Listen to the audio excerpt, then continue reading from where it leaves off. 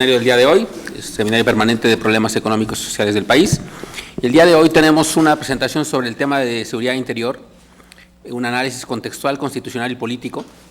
A diferencia de otros seminarios que hemos tenido en este grupo de seminarios permanentes, donde normalmente tenemos invitados de fuera del Instituto y de fuera del propio Senado, el día de hoy contamos con la presentación de 3 investigadores del propio Instituto Belisario Domínguez, porque lo que vamos a empezar a hacer es también a combinar presentaciones de gente externa con presentaciones de los propios investigadores para dar a conocer la labor de investigación que se hace en el propio instituto. Así es que el día de hoy tenemos el gusto de contar con nosotros con la participación de 3 de los investigadores del instituto, o 2 investigadores del instituto y alguien que estuvo en el instituto. Nos acompaña el día de hoy Carlos Galindo. Carlos Galindo es candidato a doctor en Filosofía de la Ciencia del Instituto de Investigaciones Filosóficas de la UNAM. Tiene una maestría en Demografía por el Colegio de México y es actuario por la UNAM. Ha tenido diversos cargos y es actualmente investigador nivel C, que es el más alto, en la Dirección General de Investigaciones Estratégicas en el Instituto Belisario Domínguez. También nos acompaña a nosotros el día de hoy Mara Gómez Pérez, que es abogada egresada de la Escuela Libre de Derecho y doctora en Derecho por la UNAM. Es especialista en Administración de Justicia y Derecho Internacional de los Derechos Humanos. Tiene una amplia trayectoria en la Suprema Corte, donde ocupó diversos cargos, también en la PGR y en la Comisión Nacional de los Derechos Humanos. Fue hasta hace relativamente poco tiempo investigadora legislativa en el Instituto Belisario Domínguez, en la Dirección General de Análisis Legislativo, y actualmente es subcontralora de evaluación de la gestión parlamentaria del mismo Senado. Ha publicado varios libros y varios artículos y 2 libros. Nos acompaña el día de hoy también. Y finalmente también está con nosotros Raúl Cepeda Gil. Raúl Cepeda es licenciado en Ciencias Políticas y Administración Pública por la FES Acatlán de la UNAM y maestro en Ciencia Política por el Colegio de México, y es recientemente también investigador nivel B en la Dirección General de Investigaciones Estratégicas del Instituto Belisario Domínguez. Tiene otra experiencia como profesor en la UNAM, en la FES Acatlán también, en la Facultad de Derecho, y también ha colaborado en otras investigaciones del propio instituto. Así es que el día de hoy contamos entonces con estos 3 destacados investigadores del instituto que hablarán de la seguridad interior. Cabe señalar, como ellos lo harán patente, que es un trabajo que habla de las iniciativas que se han presentado en materia de seguridad interior en el país, en los distintos órganos, en la Cámara de Diputados y en la Cámara de Senadores, y que se analizan entonces estas diversas perspectivas. Una que viene de la Cámara de Diputados, que presentó el Grupo Parlamentario del PRI, una que presentaron aquí en el Senado el Grupo Parlamentario del PAN, y una que también se presentó aquí por el Grupo Parlamentario del PRD. Así es que es un análisis relativo a estos temas de seguridad interior, que como todos ustedes saben es muy importante, está en discusión a nivel nacional, y en ese sentido es que consideramos pertinente que se conociera el trabajo de los investigadores del propio instituto en torno a este tema. Así es que, sin más, entonces damos una cordial bienvenida a los investigadores y le daré el uso de la palabra, en primer lugar, al doctor Carlos Galindo. Muchas gracias por la invitación y por el espacio para presentar el trabajo. Vamos a dividir la presentación en 3 grandes temas: es análisis del contexto nacional, después un análisis de constitucionalidad de las iniciativas y finalmente cerraremos con un análisis político institucional sobre el tema. Empiezo yo con el contexto nacional, después seguirá Mara y cerrará Raúl con el análisis político. ¿Qué es lo que estamos discutiendo? Estamos discutiendo la permanencia o no y la formalización o no de las Fuerzas Armadas en tareas de seguridad pública. ¿Qué experiencia tenemos y por qué se ha suscitado debate? Como ustedes saben, a finales del año pasado, el general Cienfuegos emitió unas declaraciones, publicó 2 columnas en un periódico de circulación nacional, diciendo que era necesario tener un marco jurídico apropiado y adecuado para las labores que está realizando el ejército en las calles. Dentro de los motivos, dentro de las razones que dijo el general Cienfuegos de por qué era necesario tener este marco jurídico adecuado, dijo que teníamos actualmente algunas quejas, o que habían crecido las quejas de derechos humanos en contra de las Fuerzas Armadas por la actuación que están teniendo, y por esto era necesario definir exactamente qué motivos y exactamente qué actuaciones podría tener las Fuerzas Armadas en estas tareas. Decidimos entonces ver primero, de entrada, cómo estaban las quejas por presuntas violaciones a derechos humanos. A ver si habían estado creciendo paulatinamente, a ver si estaban en un nivel alto, en un nivel bajo, y lo que hicimos fue revisar las estadísticas públicas que tiene la Comisión Nacional de Derechos Humanos en sus informes anuales. Y lo que están ustedes viendo en la gráfica son este tipo de quejas por presuntas violaciones de derechos humanos en la línea roja. Y lo que vemos es que no han crecido de manera paulatina, sino que estaban bastante estancadas y en 2006-2007 se disparan las quejas, particularmente contra la Secretaría de la Defensa Nacional. La CNDH también tiene otro tipo de quejas, por ejemplo, contra la Marina, que son las quejas que están hasta abajo, en la línea como azul, y vemos que estas estaban estables hasta el año 2009 y se disparan hasta el año 2011 y después se quedan más o menos estables. En contraste, otras dependencias también federales, como por ejemplo la PGR, sí tenían quejas más o menos estables, y la Policía Federal tiene un incremento, aunque no tan significativo y tan abrupto como la Secretaría de Defensa Nacional y como la Secretaría de Marina. Este tipo de patrones ya los habíamos visto un poco con las cifras de homicidios, pero quisimos seguir analizando el tema y vimos también las quejas relacionadas con temas de seguridad. Estas son las quejas por presuntas violaciones a derechos humanos, que tienen que ver con detenciones arbitrarias, con retenciones ilegales, que es la línea roja. En la línea azul están las quejas por tratos crueles o degradantes, y la línea negra son las quejas por cateos que no cumplen todas las formalidades, o por visitas domiciliarias que también no cumplen con la documentación adecuada y con las formalidades adecuadas. Y vemos el mismo patrón. Las quejas venían estables y hay un quiebre de tendencias en 2006-2007 y se disparan después. Han bajado en años recientes, pero este patrón de crecimiento pues es... Lo que nos habla es que es un cambio coyuntural que afecta de manera estructural pues las relaciones entre la sociedad y la Secretaría de Defensa Nacional y la Secretaría de Marina, y particularmente en estos temas. En ciertas narrativas de cómo se han suscitado los problemas en México, se dice que desde que hubo cambios democráticos se vinieron rompiendo los controles formales, y por eso vino creciendo la inseguridad y la participación de las Fuerzas Armadas, y a raíz de eso vinieron creciendo las quejas. Si esa narrativa tuviera sustento empírico en los datos de la Comisión Nacional de Derechos Humanos, lo que veríamos es un crecimiento paulatino, es que fuera creciendo progresivamente.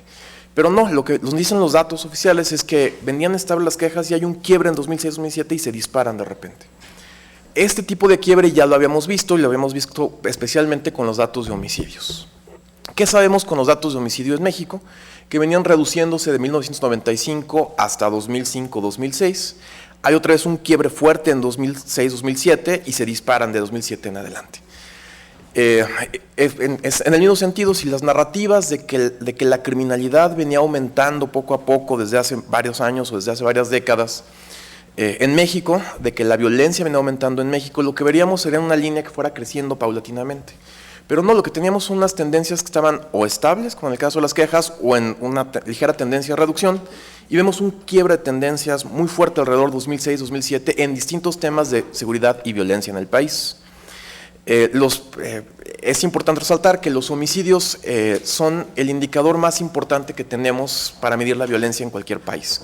Es un estándar internacional por distintas características de cómo se registran los homicidios a nivel internacional, que este es el indicador más confiable para hablar de violencia y de delitos violentos en general en un país. Entonces, los datos más confiables que tenemos en México, lo que nos dicen es que hubo un cambio coyuntural que afectó de manera estructural distintas áreas de la seguridad en México, y que eso explica el repunte de la violencia que se vio posterior a este cambio estructural. Ya existen estudios académicos al respecto. Aquí estamos citando a Fernando Escalante del Colegio de México, a José Merino del ITAM y Datafor, y a Valeria Espinosa y Donald Rubin de la Universidad de Harvard en Estados Unidos. Pero hay más, estos no son los únicos, nada más citamos tres, que encontraron relaciones causales, ya hablan de causa y efecto, entre el despliegue de operativos militares permanentes en las calles de nuestro país y este aumento de los homicidios posterior al despliegue. Entonces, lo que tenemos es que hay evidencia empírica que nos dice que hubo cambios importantes en las relaciones sociedad-Fuerzas Armadas, y lo que vemos es que esto tiene que ver con un cambio político estructural en esta coyuntura 2006-2007. ¿Qué cambio es? Pues es este cambio de sacar operativos militares a las calles, a enfrentar particularmente el narcotráfico.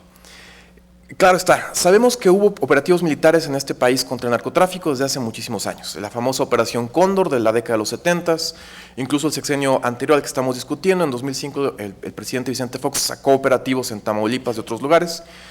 La gran diferencia entre esos operativos y estos de ahora es que estos operativos tenían objetivos específicos, tenían temporalidad acotada y fueron anunciados, sale el operativo militar, cumple ciertos objetivos como erradicar tantas hectáreas de cultivos ilegales, aprender a tal o cual grupo criminal y regresan a sus cuarteles. En 2006, ¿qué pasó? Lo dicen los documentos oficiales de ese sexenio, dicen que se desplegaron operativos de carácter permanente para tareas permanentes, constantes en el territorio nacional, para atacar particularmente al narcotráfico y además al crimen organizado. Y además uno puede leer las descripciones de cuáles eran las estrategias que se siguieron y cómo iban a trabajar estos operativos. Están en el Plan Nacional de Desarrollo y en otros programas, y en los programas que derivan de este plan. Entonces, ¿qué es lo que nos dicen? Vamos a ver un poquito más a detalle los datos que tenemos, los datos que son datos oficiales, son los más confiables con respecto a homicidios, son los que publica el INEGI y pueden analizarse mensualmente. Tenemos aquí en la gráfica, tenemos a Michoacán y Guerrero. Michoacán está en negro, Guerrero está en rojo. Y lo que vemos es que particularmente en Michoacán sí hubo un despliegue de violencia, se dispara la violencia en Michoacán a mediados de agosto de 2006. Y es después de que se dispara esta violencia cuando se arrancan los operativos militares en Michoacán. Pasa un poco similar, pero en mucho menor escala en Guerrero. Pero lo que vemos en Guerrero en contraste con Michoacán es que es después del operativo cuando se dispara la violencia a niveles históricamente recientes no registrados en este país. Es decir, en Michoacán tenemos un brote de violencia que se controla con un operativo, pero en Guerrero lo que tenemos es que es después del operativo cuando surge una ola de violencia en el estado que sigue, como ustedes pueden ver, elevada hasta el día de hoy. Estas son las tendencias anuales, lo que les estaba platicando, así es como se ven los datos anuales en Guerrero y en Michoacán. Pero ¿qué pasa en otros estados del país? Y además el análisis se puede hacer por meses y por municipios. Sabemos que en Baja California se anunció el despliegue del operativo Tijuana, es decir, particularmente en el municipio de Tijuana. Y lo que tenemos en la gráfica son los municipios de Baja California con los datos mensuales. Y lo que vemos es que los datos estaban bastante estables, hay una tendencia muy estable de homicidios en Baja California, como en el resto del país, como en otros estados tenemos mínimos históricos registrados en la historia reciente de nuestro país.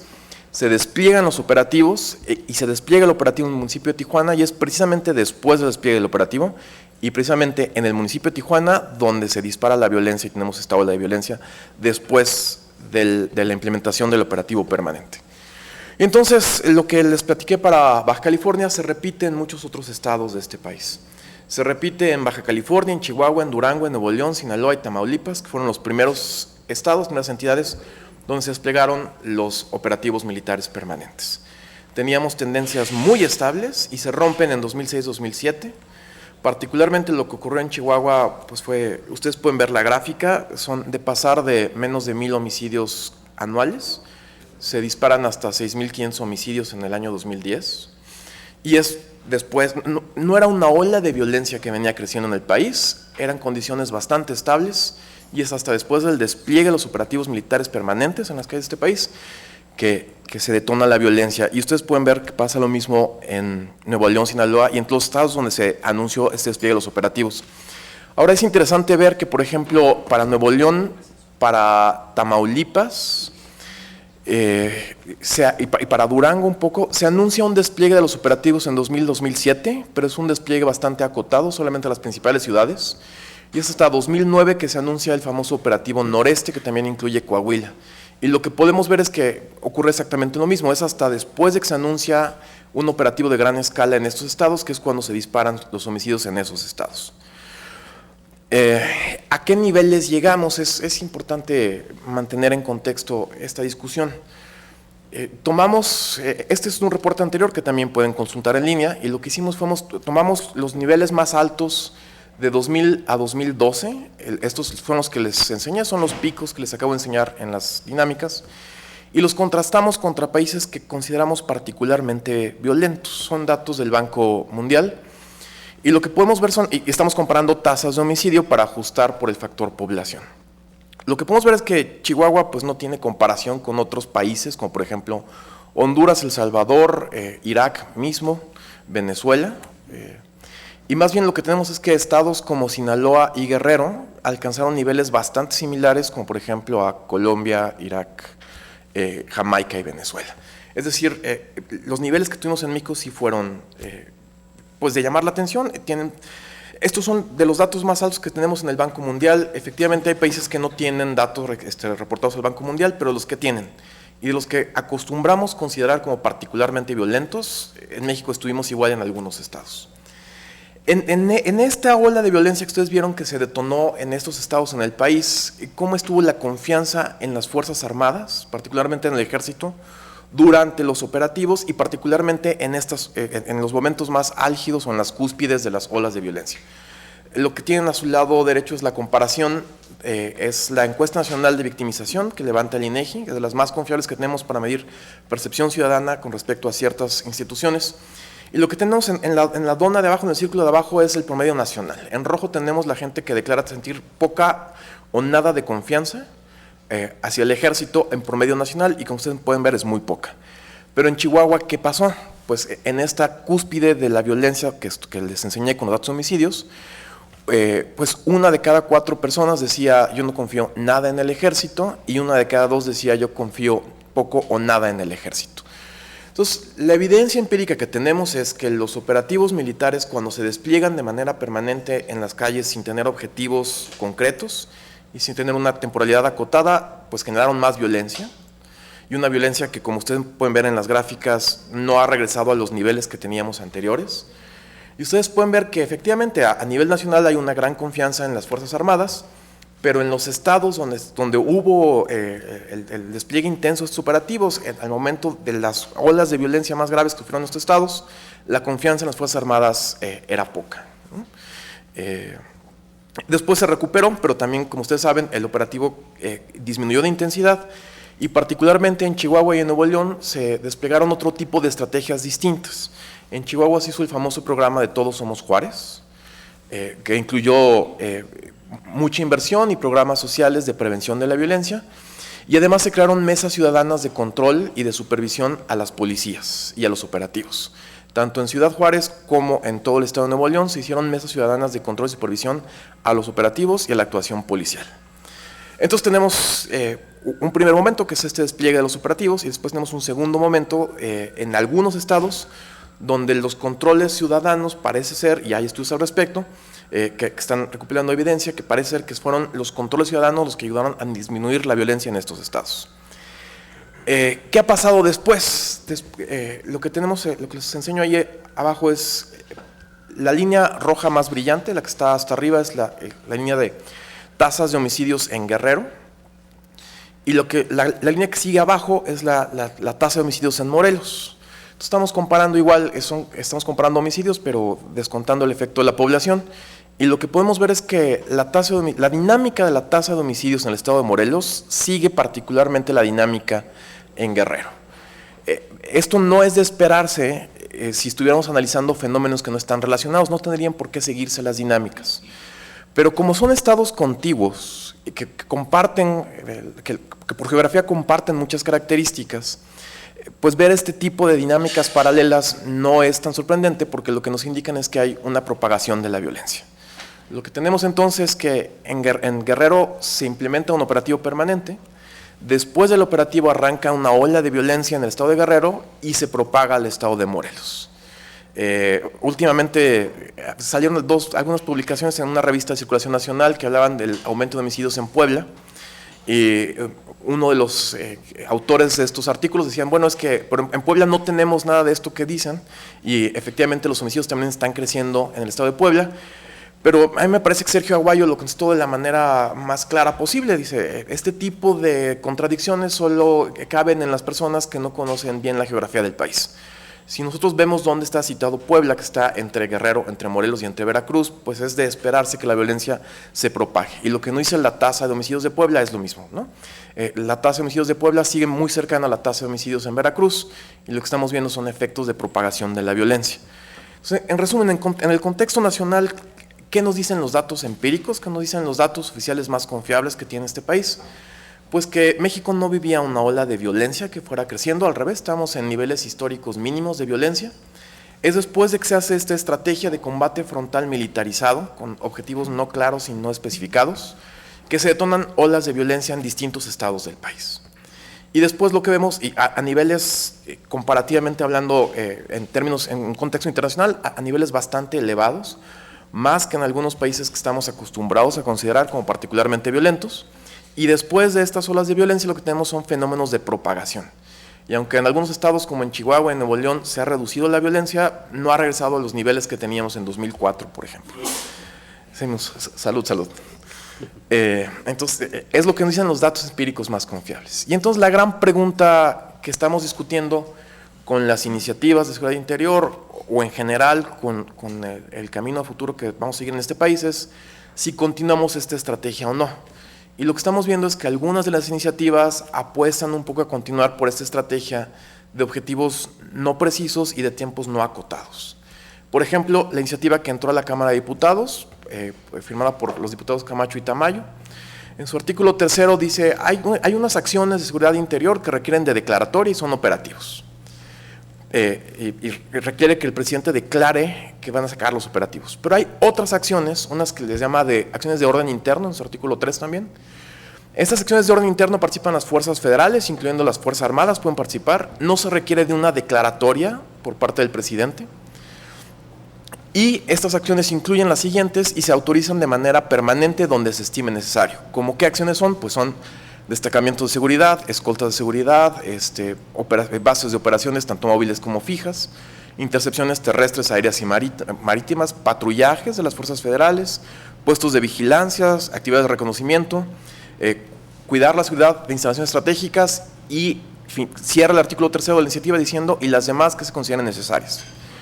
Pues es decir, si esta iniciativa pasara tal cual, como dice el artículo 3, se está autorizando a las Fuerzas Armadas de este país a que realicen de manera permanente, sin ningún tipo de control ciudadano, ni ningún tipo de declaratoria pública, a todo este tipo de acciones, incluyendo las que consideren permanentes. En ese sentido, las iniciativas en general, particularmente esta, no acotan ni buscan formalizar algún tipo de controles a la acción de las Fuerzas Armadas. No se está, lo que alcanzamos a ver al analizar las iniciativas es que no se está buscando tener actuaciones claras, específicas, con mandatos muy precisados y muy contenidos, sino que se está autorizando a formalizar la estrategia que, como nos dicen los datos empíricos, es una estrategia relativamente fallida porque incrementó la violencia en lugar de reducirla. Ese sería el análisis de contexto. Es lo que sabemos y es lo que tenemos frente a las iniciativas, y entonces ahora sí vamos a pasar a platicar las iniciativas y cómo se relacionan ellas con lo que dice nuestra Constitución. Si quieres, Mara. Pues tiene ahora el uso de la palabra la doctora Mara Gómez Pérez. Muchas gracias. Muchas gracias. Pues efectivamente yo les voy a hablar sobre el análisis de constitucionalidad que realizamos en el Instituto respecto de las iniciativas. Y para empezar, pues quiero retomar de qué iniciativas estamos hablando. En realidad son 5 iniciativas relacionadas con el tema de seguridad interior. Está, desde luego, la iniciativa del PAN, presentada el 13 de septiembre del año pasado ante la Cámara de Senadores. Luego está la iniciativa del PRI, que fue presentada por 2 diputados ante la Cámara de Diputados, y esa fue la distancia entre una iniciativa y otra es de solo 31 días hábiles, entonces son muy cercanas y son 2 iniciativas muy parecidas. Y en tercer lugar está la iniciativa del PRD, que fue presentada ya este año, el 11 de enero del 2017. Estas 3 iniciativas básicamente tienen por objeto, según lo han expresado reiteradamente, dar un marco jurídico de a las Fuerzas Armadas y además darles facultades claras para operar en apoyo de las autoridades civiles en el país. Ahora, además de estas iniciativas, existen otras 2 que están relacionadas también con el tema. La iniciativa del senador independiente Cárdenas Fonseca, que fue presentada de manera posterior a estas 3 iniciativas, en enero ya de este año, y que básicamente propone reformar los artículos 73, 89 y 129 de la Constitución, ojo con estos artículos, y otra más, esta sí es muy antigua, la iniciativa del diputado Jorge Ramos del PAN, que propuso, esta es de noviembre de 2015, o sea, ya es bastante anterior, y que propuso básicamente incluir el concepto de seguridad interior en el de seguridad nacional, o sea, reformar la Ley de Seguridad Nacional. Bien, este es el panorama legislativo que tenemos hoy día de iniciativas. Nosotros nos dimos a la tarea, sobre todo, de analizar las 3 iniciativas recientes que proponen crear una nueva ley de seguridad interior para el país.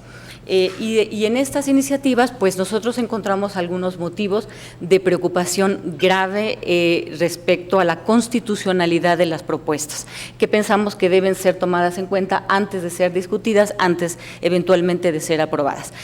Son varios motivos de preocupación constitucional, pero me voy a referir a 3 de ellos que consideramos que son los más importantes, ¿no? Bien, pues en primer lugar consideramos que estas iniciativas transgreden lo dispuesto en el artículo 73 de la Constitución. Sé que aquí hay abogados y no abogados, así que les voy a decir, el artículo 73 es el artículo de la Constitución, de nuestra Constitución, que regula las facultades del Congreso de la Unión. Para que el Congreso de la Unión tenga facultades para emitir una ley, tiene que estar facultado en el artículo 73 de la Constitución. Entonces, pues, lo cierto es que actualmente nuestro Congreso no tiene facultades expresas para emitir una ley de seguridad interior. Ahora, vamos a ver, las 3 iniciativas intentan justificar la constitucionalidad de estas leyes en la facultad del Congreso de la Unión, contenida en el artículo 73, fracción 29M de la Constitución, que dice que el Congreso tiene facultades para expedir leyes en materia de seguridad nacional, ¿no? Eso nos llevó a plantearnos, pues entonces, vamos a ver qué relación tienen estos dos conceptos, porque las iniciativas parten de la idea de intentar demostrar que la seguridad interior es parte de la seguridad nacional. ¿Es así? Bueno, pues lo que encontramos es lo siguiente. El término de seguridad interior, fíjense, se contempló en nuestro orden jurídico por primera vez en la Constitución de 1836. ¿Se acuerdan? Las 7 leyes constitucionales de 1836. Aquí lo tengo. Fíjense, está implícito en la Constitución de 1824, que es nuestra primera Constitución vigente, pero textual está en la Constitución de 1836, cuya cuarta ley, en el artículo 17, dice: son atribuciones del presidente de la República, ojo, del presidente, no del Congreso, fracción 17 también, disponer de la Fuerza Armada de mar y tierra para la seguridad interior y defensa exterior. Básicamente el concepto de seguridad interior trata de contraponerse al de seguridad exterior, ese es el origen. Esta norma más o menos pasa a la Constitución de 1847, a la Constitución de 1857, y luego a nuestra Constitución de 1917, vigente, y es reformada en 2004. Pero si se fijan, el concepto de seguridad interior, pues es más o menos un concepto histórico que viene del devenir de nuestra historia constitucional y que ha sido contenido en prácticamente todas nuestras constituciones. Ok. En cambio, ¿de dónde viene el concepto de seguridad nacional? Pues resulta, fíjense qué interesante, el concepto de seguridad nacional se introdujo en nuestro orden jurídico a raíz de una iniciativa presentada en 2001, solamente un mes después de los acontecimientos de las Torres Gemelas. Entonces, claro, o sea, en ese momento era un acontecimiento de una enorme trascendencia internacional al que pues preocupaba a todas las naciones y había que otorgarles facultades especiales a los gobiernos para poder hacer frente a un acontecimiento de esta naturaleza. Entonces, la iniciativa que introduce el término de seguridad nacional a nuestro derecho se presenta en 2001, queda un tiempo esperando, siendo procesada, y en 2004 es aprobada. Y así es como se introduce el término de seguridad nacional a nuestro derecho. Entonces, como ven, como pueden apreciar, en realidad no están relacionados directamente los términos de seguridad interior y seguridad nacional. Tienen una historia diferente, tienen un concepto y una motivación, decimos los abogados, una ratio juris, muy distinta.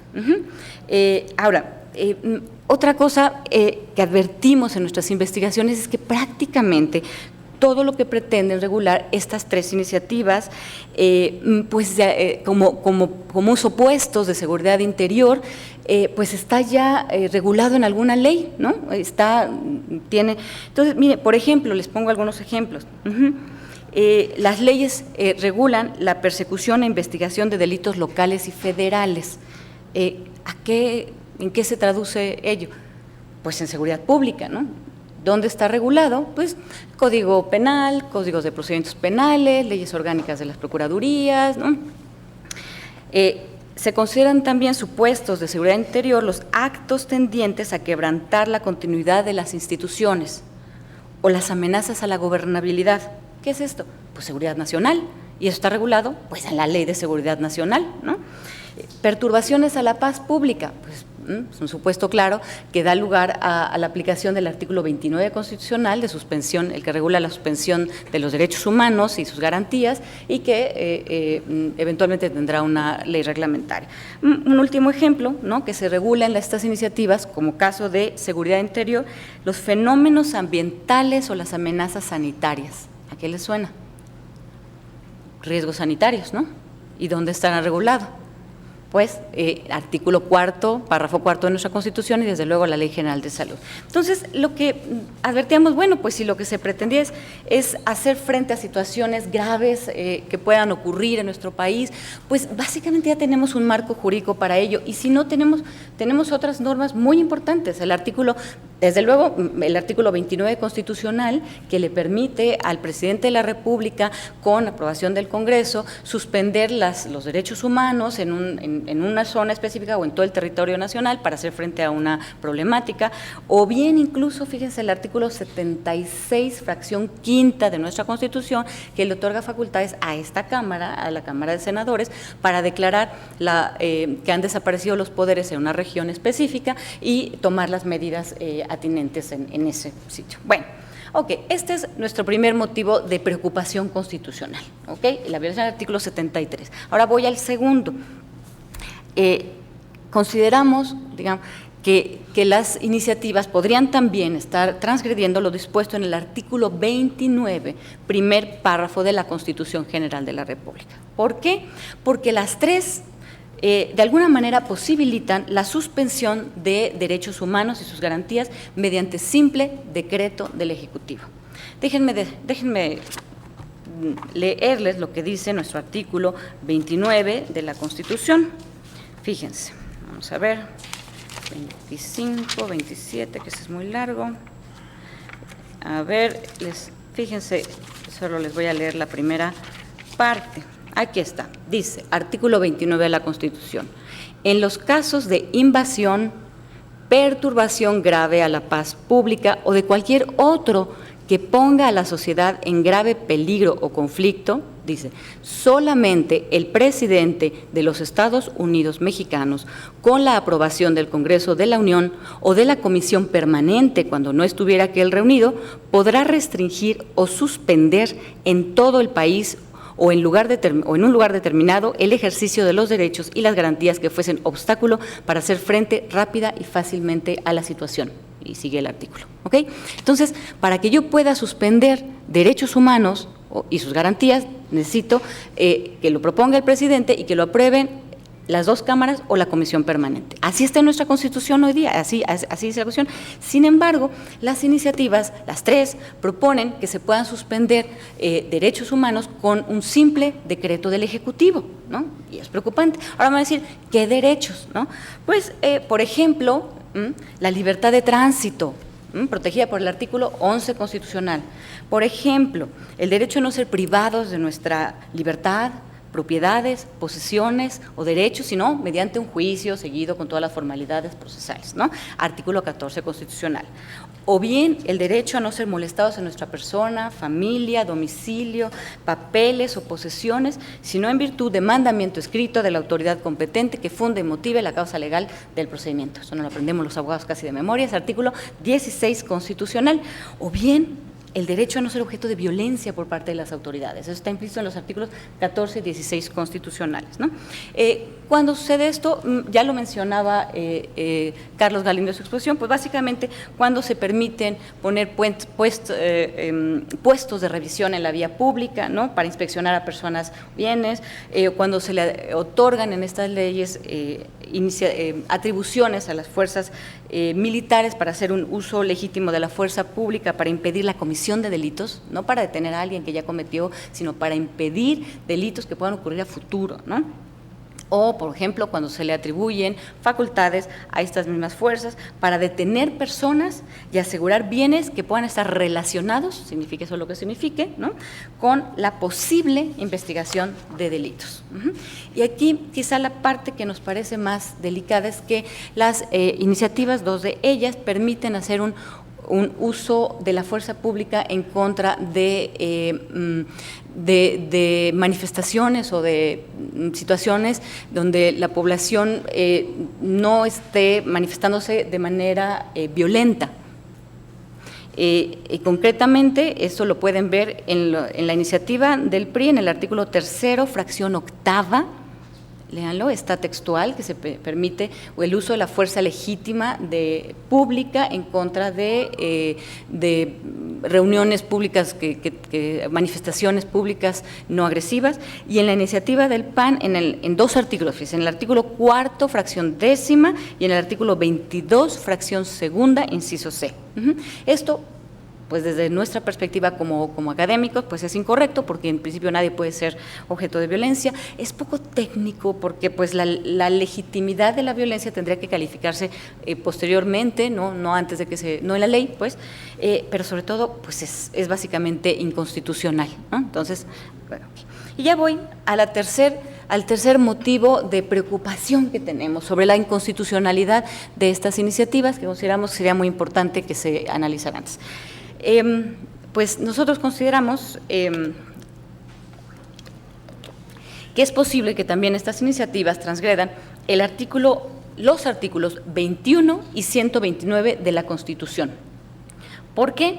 Porque las tres iniciativas otorgan atribuciones a las Fuerzas Armadas, tanto a la Secretaría de la Marina como a la Secretaría de la Defensa Nacional, para investigar y perseguir delitos, ¿verdad? ¿Y qué dice el artículo 21 constitucional? Fíjense, textual, vamos a ver, es como la Biblia de los abogados, ¿no?, la Constitución. Fíjense, dice el artículo 21, así empezando el artículo en su primer párrafo: la investigación de los delitos corresponde al Ministerio Público y a las policías, punto, a nadie más. ¿Y qué dice el artículo 129 de nuestra Constitución? Fíjense. Artículo 129. En tiempos de paz, ninguna autoridad militar puede ejercer más funciones que las que tengan exacta conexión con la disciplina militar. Ninguna más, solo con la disciplina militar. Entonces, ¿cómo en una ley le otorgamos facultades a las autoridades castrenses para hacerse cargo de atribuciones que le corresponden a las autoridades civiles, ¿no? Esto, claro, es un motivo de preocupación constitucional. Ahora me van a decir, después de los datos que nos presentó Carlos Galindo, ¿estamos en guerra o estamos en paz, no? Se las resuelvo de inmediato. Técnicamente México está en una situación de paz, porque para que pudiéramos tener una situación de guerra tendría que haber, con fundamento en el artículo 73, fracción 12 de la Constitución, una declaración formal de guerra. ¿Okay? Entonces, no hay la menor duda que estamos en una situación de paz en donde aplican tanto el artículo 21 como el artículo 129 constitucional. Ahora, me van a decir, bueno, ¿y qué pasa con las jurisprudencias que ha emitido la Corte, que son hoy día la base para que todos estos operativos de los que nos habló Carlos se lleven a cabo? Entonces, estas son jurisprudencias, pues son cuatro, son más, pero estas más importantes son 4 jurisprudencias en las cuales se han apoyado todos los operativos militares llevados a cabo en nuestro país. Estas jurisprudencias emanan de una acción de inconstitucionalidad que presentó en 1995 el entonces diputado Leonel Godoy Rangel junto con otros 166 diputados. Ellos básicamente impugnaban en esta acción la ley general que establece las bases de coordinación del Sistema Nacional de Seguridad Pública, y de lo que se quejaban es que, de acuerdo con esta ley, el Consejo Nacional de Seguridad Pública estaba integrado por autoridades civiles, la PGR, Secretaría de Gobernación, y por representantes de la Sedena y de la Secretaría de Marina. Entonces yo decía, pues esto no está bien. La Corte, cuando resolvió este asunto, no le dio la razón a los diputados, sino que declaró constitucional la ley, y entonces emitieron estas tesis. Bueno, estas son estas jurisprudencias las que les digo que se han utilizado para justificarlo, pero hoy día, digamos, pues ya no podemos decir que estas jurisprudencias sirvan para darle un fundamento constitucional a las iniciativas. ¿Por qué? Primero que nada, porque fueron emitidas hace más de 20 años. Entonces, cuando el contexto nacional era completamente distinto al que tenemos hoy. En segundo lugar, quizá esto es todavía más importante, porque en esa época, cuando estas jurisprudencias, esta acción de constitucionalidad se resolvió y se emitieron esas jurisprudencias, el artículo 21 constitucional no decía lo que dice hoy. O sea, no decía que la seguridad pública, la persecución, investigación de los delitos le corresponde a, dijimos, ministerios públicos y policías, ¿no? Eso no lo decía. Entonces, pues ya cambió la norma constitucional y puede eso haber afectado, claro, a estas jurisprudencias. Y tercero, porque estas jurisprudencias, si ustedes las leen con detalle, verán que señalan expresamente que las Fuerzas Armadas, en estas acciones, digamos, en apoyo a las autoridades civiles, tienen que sujetarse a las disposiciones constitucionales y legales aplicables. Y segunda, porque también las jurisprudencias dicen que las autoridades civiles pues sí pueden solicitar el apoyo de las militares, pero esto cuando se trate de, cito textual, circunstancias, literal, que se prevea que podrán controlarse con rapidez. ¿10 años les parece rápido? Yo creo que no. Entonces, hay que quizá, entonces habría que volver a consultar a la Suprema Corte para determinar la posible constitucionalidad de las actuaciones de esta. Bien, pues voy concluyendo ya, no me voy a pasar del tiempo. Bien, pues concluimos en nuestro estudio que sí, estos son motivos de preocupación constitucional y concluíamos también que básicamente hoy día tenemos, digamos, frente a nosotros como país quizá la misma disyuntiva que tuvimos en 2006, ¿no? En ese momento, pues la disyuntiva era o reforzamos las facultades de las Fuerzas Armadas o mejoramos el sistema de justicia. Si yo refuerzo las facultades de las autoridades militares de las Fuerzas Armadas, pues bueno, para hacerlo tendría que, claro, resolver estos problemas de constitucionalidad de que les he hablado y aprobar desde luego pues la ley, esta ley federal, ley general, ¿no? Eso tendría pues un efecto mediático, un efecto inmediato, pero si tomamos en consideración los datos que nos arrojan nuestras investigaciones, pues esto es muy posible que lo que haga es prolongar esta crisis de derechos humanos que tenemos, posiblemente continúe debilitando el sistema de justicia y las facultades de los policías y militares, de los policías y de los ministerios públicos, y básicamente implica, a la larga podría implicar un fuerte menoscabo de nuestro Estado de Derecho. Por el contrario, mejorar el sistema de justicia, pues es difícil, implica profesionalizar a las policías, implica renovar a las procuradurías y fiscalías, ¿no? A través de su independencia, de mejorar sus capacidades, implicaría también, sobre todo, empoderar a los jueces, ¿no? Que realmente los jueces se conviertan en un verdadero control efectivo en contra de las arbitrariedades de policías y ministerios públicos y que se constituyan en entes protectores de los derechos humanos de los individuos, ¿no? E implicaría también, sobre todo, mejorar nuestro sistema penitenciario, que bueno, que lo diga, pues realmente tiene muchas áreas de oportunidad. Esto, o sea, mejorar todo esto, pues es un proceso básicamente lento, difícil, costoso, quizá poco mediático, pero mejorar nuestro sistema de justicia sí puede llevarnos a la larga a reducir la impunidad, a disminuir la cantidad y la gravedad de los derechos humanos que ocurren hoy día en nuestro país y sobre todo a disminuir la violencia. Muchísimas gracias. Gracias, Mara. Ahora tiene el uso de la voz Raúl Cepeda. Hola, ¿se escucha? Gracias, gracias por la oportunidad de estar aquí. Pues vamos a pasar a lo siguiente, que es un análisis de dos temas fundamentales, que es un análisis de los conceptos que vienen en las tres iniciativas de Ley de Seguridad Interior y también sobre los mecanismos institucionales que se contemplan en estas iniciativas.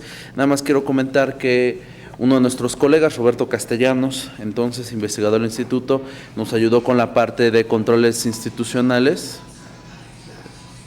Ya me distraje. De controles institucionales. Yo voy a exponer un poco lo que él presentó, pero esto es lo que ayudó nuestro cuarto coautor, que es Roberto Castellanos. Bueno, ahorita regresamos. La primera es fundamental de lo que estaba diciendo Mara, que claramente los dos conceptos de seguridad interior y de seguridad nacional son la controversia conceptual de fondo de la iniciativa. Como ella ha dicho, el concepto de seguridad interior se refiere sobre todo a las amenazas internas que se contemplaban en el marco de ese entonces. O sea, estamos pensando siglo XIX, estamos hablando de intentos de golpe de Estado, etcétera. Es decir, es un contexto bastante diferente al político actual. Y ahora, el concepto de seguridad nacional, que en ciencia política lo hemos conocido como la razón de Estado, es cuando creemos que se tiene que proteger la permanencia y la continuidad de la existencia del Estado. Y en eso referimos al gobierno y de una sociedad la cual apoya a ese gobierno. El problema es que es la operacionalización de seguridad nacional, que es protegernos ante la amenaza de la desaparición del Estado, es muy problemático hasta el día de hoy en todos los países donde se ha intentado usar este concepto para tener medidas. Como dijo muy bien mi colega Mara, el contexto de los ataques terroristas del 11 de septiembre aceleró que muchos países consideraran desde la literatura norteamericana y desde el enfoque norteamericano la incorporación de la seguridad nacional. Y ahorita vamos a decir por qué esto se ve también en estas iniciativas. Y ahora, la existencia del Estado, y esto viene desde Maquiavelo, la existencia del Estado claramente se basa en la necesidad de tener un cuerpo sólido que lo defienda hasta la última de sus consecuencias, que es un cuerpo militar, es el ejército, pues. Por lo tanto, cuando se usa seguridad nacional, se está pensando en amenazas futuras, donde el último recurso son los militares. Ahora, sin embargo, eso es muy problemático. Primera, seguridad nacional y seguridad interior, en términos constitucionales, como lo ha dicho Mara, no son lo mismo, pero los legisladores en las tres iniciativas lo han tratado de equiparar. Si revisamos la Ley de Seguridad Nacional, las amenazas interiores a la seguridad nacional que ellos mencionan son las clásicas: espionaje, sabotaje, guerrillas, que es intentos de tumbar al Estado o golpes de Estado per se, y las amenazas exteriores, que son conocidas como las amenazas del derecho internacional, que es una declaración de guerra, una invasión. El problema de las iniciativas en estos términos es que hace algo mucho más extensivo, que no solo es, como podría uno tener hipotético, simplemente definir las amenazas interiores que se entenderían de la seguridad interior, que de todas maneras no es constitucional hasta que se reforme con la iniciativa del senador Cárdenas Fonseca, sino que hace una expansión del régimen de seguridad nacional y de seguridad interior a un montón de situaciones. Ustedes podrán ver aquí en la siguiente tabla, que extrajimos todos los conceptos que vienen en las iniciativas y vamos a irlas analizando poco a poco. Primero, el concepto de estado de excepción, como nos decía también la colega Mara, en el artículo 29 viene claramente cuáles son las condiciones del estado de excepción. En la Ley de Seguridad Nacional no se mencionan estos conceptos, pero usamos la Ley de Seguridad Nacional para comenzar a hacer esa diferenciación. En la iniciativa de Camacho y Tamayo, presentada por el PRI, se usan conceptos de seguridad o paz públicas, amenazas a la continuidad de las instituciones, amenaza a la gobernabilidad democrática. Estos son conceptos que se entienden de estado de excepción. Y sin embargo, con estas leyes se está ampliando las facultades de Fuerzas Armadas y el Poder Ejecutivo para hacerlas. Es la violación constitucional que mencionaba ella. La iniciativa del PAN habla de orden, constitucionalidad y gobernabilidad democrática. Este es otro asunto que viene en muchas de las iniciativas, que no se define ninguno de estos conceptos.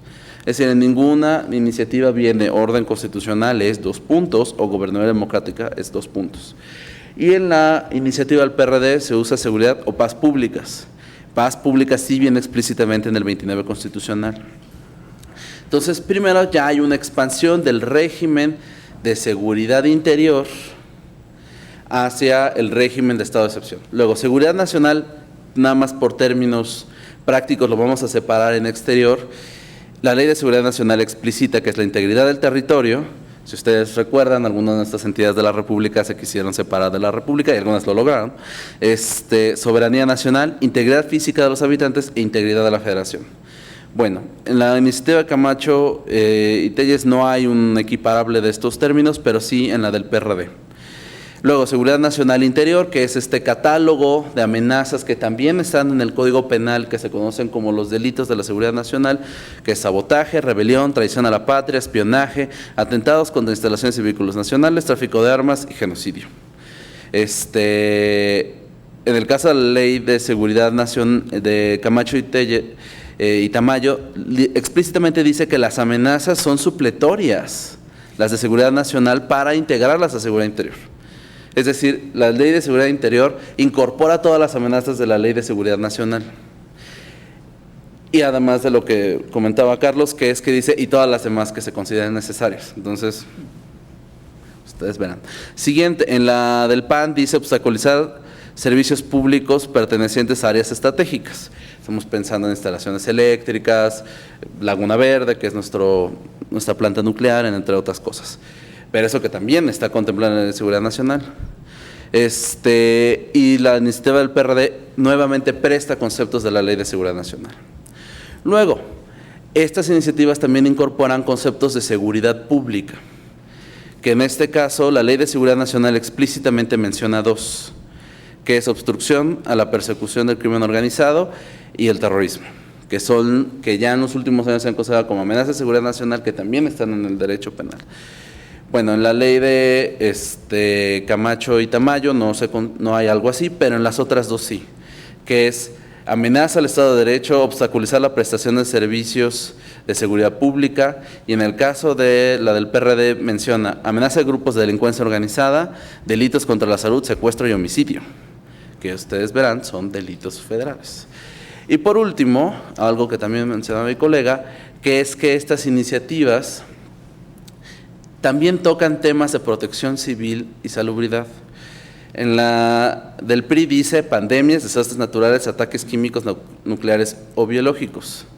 El problema es que estos también están en la Ley de Seguridad Nacional, en la Ley General de Salubridad y en la Ley General de Protección Civil. Igual en la iniciativa del PAN, obstaculizar servicios de salubridad general y obstaculizar acciones de protección civil.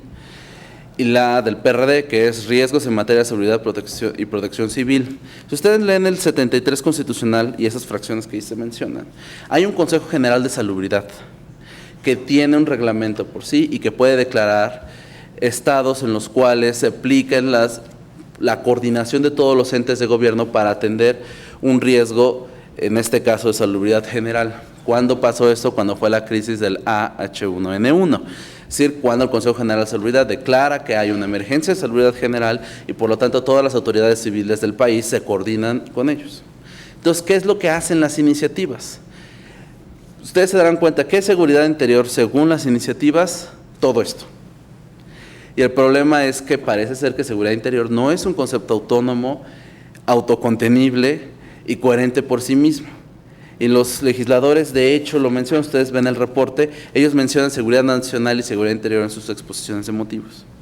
Eso quiere decir que las iniciativas hacen una expansión que amplía facultades para quienes son las entidades reguladas de esta ley, que quienes son las entidades públicas, Secretaría de Gobernación, Seguridad Pública, pero sobre todo las Fuerzas Armadas, en este caso la Secretaría de Marina y la Secretaría de Defensa Nacional.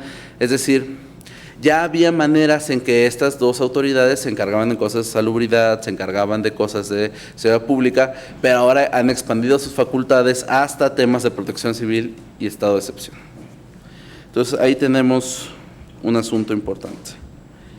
Siguiente, esta tabla enorme que les estoy mostrando es la expansión, y esta la tomamos de Alejandro Madrazo en un documento del Programa de Política de Drogas del CIDE, que es la expansión general del régimen de excepción de delincuencia organizada. Es decir, estas iniciativas no son extrañas a lo que ha pasado en el marco jurídico en los últimos más o menos 10 años, que es ampliar de manera extensiva todo el marco jurídico para regular el delito que conocemos como delincuencia organizada, que es que 2 o más personas se coludan para la comisión de un delito, si no me equivoco en el concepto. Y sobre todo porque se ha usado para los delitos que atentan contra la salud, que son los delitos de tráfico de drogas, de producción, etcétera. Ustedes podrán ver en el Código Penal las definiciones, y que son de exclusiva competencia federal. Entonces, esto es un intento más de ampliar todo este régimen excepcional. Entonces, ¿qué hace este régimen excepcional? Al tener en la Ley de Seguridad Nacional a la delincuencia organizada y al terrorismo como amenaza de seguridad nacional, introdujo todo este marco jurídico en el marco de la seguridad nacional y por lo tanto de la competencia de las Fuerzas Armadas. Y ahora, al incorporarlo en seguridad interior, lo que hace la Ley de Seguridad Interior, y es lo que vamos a ver, es facilitar la utilización de las Fuerzas Armadas en todas estas tareas. Entonces aquí tenemos pues el problema del traslape conceptual de todas las iniciativas. Ahorita vamos a regresar. Entonces, si ustedes ven, vamos adelante. Si ustedes ven, hay un marco conceptual general que están utilizando estas iniciativas para definir riesgos y amenazas. No solo coincidimos en que es anticonstitucional, ya que amplía facultades que no deberían ampliarse, sino que ya son objetos regulados, y además de que el concepto de seguridad interior no tiene consistencia por sí mismo para decir que es autónomo y por lo tanto que tendría que legislarse sobre un concepto en específico. Es decir, no parece ser que haya una materia regular que no hubiese estado regulada antes. Y ahora, ¿cómo se activan los mecanismos para usar a las Fuerzas Armadas? Como lo dice bien Carlos, en la iniciativa del PRI no hay un mecanismo per se, hay un grupo de coordinación interinstitucional. En las otras 2 iniciativas, sí, vamos a regresar, se crean nuevos órganos. En el caso de la del PAN, se crea un comité de seguridad interior que es parte del Consejo de Seguridad Nacional. Entonces, ustedes ven quiénes son los integrantes de este comité, la mayoría son funcionarios federales, y se incorpora a el presidente de la Comisión Bicameral de Seguridad Nacional que nombra el Congreso de la Unión. Pero esta instancia, si ustedes leen el procedimiento de detalle, junta la información de la amenaza de seguridad interior que definen las iniciativas, que pueden ser de todos los campos que vimos conceptuales antes. Ellos le entregan un reporte a este comité y este comité vota y decide si se va a hacer la intervención de seguridad interior. Hipotéticamente hablando, este comité podría rechazar una declaratoria de seguridad interior. El problema es, como todos ustedes se darán, todos son subordinados del presidente de la República, por excepción del presidente de la Comisión Bicameral. Es decir, si el presidente de la Comisión Bicameral vota en contra, no es relevante, ya que el Poder Ejecutivo, todos sus delegados han decidido que no sea así. Bueno, excepto el fiscal general, que ya sería autónomo en este hipotético. Igual pasa en la iniciativa del PRD, son funciones federales. Se incluye otra vez al presidente de la Comisión Bicameral, y en caso de que las amenazas de seguridad interior trataran de un lugar específico, se invita al gobernador o al presidente municipal de la zona en cuestión. Y esto es muy extraño por otras razones. En cambio, en la del PRI no hay una instancia de decisión, sino que solo hay un grupo donde se coordinan y donde se informan. Ustedes podrán checar las iniciativas, dicen que hay una temporalidad establecida, una zona geográfica, una serie de objetivos a cumplir. El problema es que los funcionarios federales pueden aprobar esto y están legalmente capacitados en las 2 iniciativas para pedir la ratificación de esto una y otra vez. Es decir, no hay un límite de declaratorias de afectación a la seguridad interior con el cual se podría sacar a las Fuerzas Armadas. Es decir, no hay un año y ya no puede ser más de un año. Ellos pueden pedir otro año consecutivamente. En el caso de la del PRI, pues cuando quiera, pues el presidente de la República. Entonces, esto es sumamente problemático por lo siguiente, que estos son los mecanismos. No hay una aprobación ex ante del Congreso. Eso es peligroso, sobre todo por los asuntos que había mencionado Mar, que también hay de suspensión de derechos humanos, que eso sí es facultad del Congreso calificarlo. Entonces, en la del PRI nada más se informa a la autoridad coordinadora y se entrega un informe a la Comisión Bicameral. La comisión bicameral no puede decir que no puede recomendar nada, solamente se le informa. En el caso de la del PAN, se incorpora la Comisión Nacional de Derechos Humanos en los organismos locales a las actividades, se hacen informes generales, se ordenan comparecencias, se hacen informes. En las dos iniciativas, en la del PAN y la del PRD, las Fuerzas Armadas, el Congreso puede objetar la participación de las Fuerzas Armadas, pero posterior a que se haya hecho la declaración. Es decir, si la declaración fue por 6 meses de afectación a la seguridad interior, cuando terminen los 6 meses, el Congreso podrá objetar en algún momento que se siga esa declaratoria. Pero la declaratoria de inicio la puede hacer el presidente sin control parlamentario. Bueno, como ustedes verán, hay informes y hay auditorías de recursos, pero no hay una manera de detener estas acciones de seguridad interior a menos que las haga el Congreso y no hay de manera previa. Entonces, pues como ustedes se darán cuenta, hay un esquema de regulación desbalanceado hacia el Poder Ejecutivo. Si la intención de las iniciativas en general era regular una facultad del Ejecutivo, que hay que recordar que seguridad interior es una facultad del Ejecutivo, simplemente le hace un camino administrativo al presidente para justificar sus propias decisiones, pero no necesariamente la somete a control del Poder Legislativo. Ustedes podrán ver en el reporte que hay un tema más, hay 2 temas más que se mencionan. Uno es el tema de la información. Estos reportes, en la iniciativa del PRD, si no me equivoco, el reporte final es público, en la del PAN no, y los que se hagan también en el PRI no, es decir, lo que hayan hecho durante la declaratoria de seguridad interior, es decir, los operativos, no va a ser público, y además se declara que lo que se decide en estos comités no es información pública, es información reservada de seguridad nacional, y eso implica que nadie podría conocer ni podría solicitar esa información. Y además, las iniciativas contemplan mecanismos de obtención de información para la seguridad de toma de decisiones, es decir, ellos pueden intervenir comunicaciones, entre otras cosas, aprobados por estos comités, para intervenir comunicaciones, entre otras iniciativas, es decir, amplía el marco jurídico de intervención a la información privada de los ciudadanos que ya existía en otras leyes. Y además, las iniciativas, en este término, nada más déjenme recordar esto, y además las iniciativas restringen, se tratan sobre todo en algunas, sobre todo la de Barbosa, mencionan el tema de los gobiernos locales y la infiltración. Y eso es un tema que hay que discutir con mucho detalle, no será del propósito nuestro, pero nada más hay que mencionar. En la de Barbosa sí contempla que haya periodos en los cuales las instituciones locales tienen que reportar que esas instituciones de seguridad y de justicia podrían ya encargarse de las tareas de seguridad pública. El problema es que no hay un mecanismo vinculatorio, es decir, el gobierno de Michoacán, por ejemplo, donde hubo la declaración de afectación a la seguridad interior, podría decir, ya me puedo encargar del tema, pero como no hay un mecanismo vinculatorio, el presidente podría ratificar, a pesar de que el Comité de Seguridad Interior le diga que no.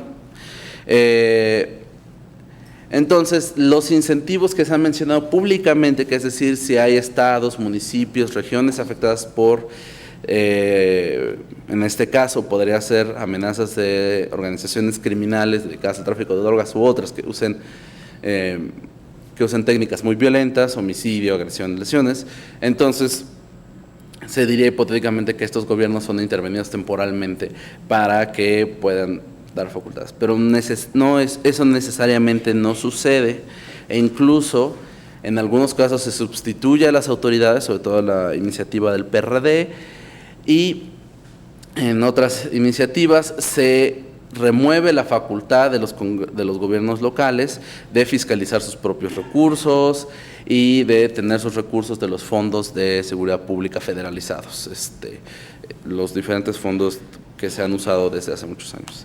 En ese sentido, estas iniciativas parecen responder a una preocupación que hay en la literatura sobre homicidios en México, que es que dicen la falta de coordinación en la infiltración de gobiernos locales incentiva, por así decirlo, violencia. Hay una controversia con diferentes fuentes de información, pero no hay consenso sobre esto, y es fundamental decirlo. No hay un consenso. Y parece que las iniciativas están equiparando una situación específica a la situación que podría suceder en todas las entidades. Es decir, parece ser, porque menciona infiltración en diversas ocasiones varias de las iniciativas, la del PAN y la del PRD, que pasa como lo que si pasara en Michoacán. Pero en buena medida, la literatura, por ejemplo, Trejo y Ley dicen, no necesariamente se debe a infiltración, sino amenazas de las organizaciones criminales a los gobiernos locales. Y no necesariamente aumentó la violencia porque no se coordinaran, sino más bien porque el gobierno federal no les daba y no les aseguraba seguridad. Esto hicieron con 3 casos de estudio, en el caso de Apatzingán específico. Entonces, más bien parece que las iniciativas intentan darle la vuelta a la declaratoria de desaparición de poderes para intervenir en gobiernos locales y estatales. Y eso claramente, como decía Mara, también es anticonstitucional. Entonces, bueno, yo quisiera nada más ya cerrar. Nos pueden hacer más preguntas a detalle de todos los temas que están a cualquiera de los aquí enfrente. Es que hay dilemas profundos en esta iniciativa y hay declaraciones de cómo deberían actuar los gobiernos estatales. Sin embargo, las declaraciones que se han hecho de los gobiernos estatales sobre esto son las mismas que se entregaron en 2009.